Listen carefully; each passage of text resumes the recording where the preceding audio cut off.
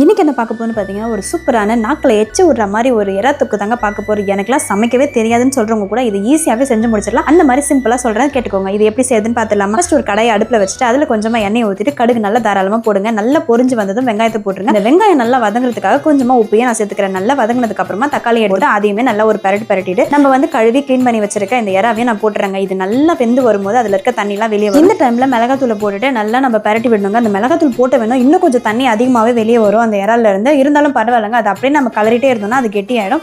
இந்த டைம்ல நம்மளுக்கு தேவையான தண்ணியும் நம்ம அதை ஊற்ற போறோம். அதில் ஊற்றிட்டு நம்ம வந்து அது கூடவே நான் வந்து வாசனைக்காக கரம் மசாலா போட்டிருக்கேன். உங்களுக்கு எது வேணுமோ நீங்க போட்டுக்கலாம். வாசனைக்காக நீங்க என்ன யூஸ் பண்ணாலும் பண்ணிக்கலாம், இல்லைன்னா விட்டுறதா இருந்தாலும் விட்டலாம். இது அப்படியே கூட ரொம்பவே நல்லா. அதுக்கப்புறமா இன்னும் கொஞ்சம் பெப்பர் தூளையும் நான் போட்டுக்கிறேன் காரத்துக்காக. இது எல்லாத்தையும் போட்டுட்டு நல்லா கலந்து விட்டுட்டு அப்படியே மூடி போட்டு ஒரு 10 நிமிஷம் நல்லா வேக விட்டுட்டு தொக்கா எடுத்தோன்னு வச்சுக்கோங்களேன். சூப்பரா செம்ம டேஸ்ட்ல ஒரு இறால் தொக்கு ரெடி ஆகும். எனக்கு செய்யவே தெரியாம இருந்ததுங்க, ஆனா இது ரொம்ப சிம்பிளா இருக்கிறதுனால நானே அடிக்கடி செய்ய ஆரம்பிச்சிட்டேன். உங்களுக்கு இந்த வீடியோ பிடிச்சிருந்தா லைக் பண்ணுங்க. அப்படியே செஞ்சு பார்த்துட்டு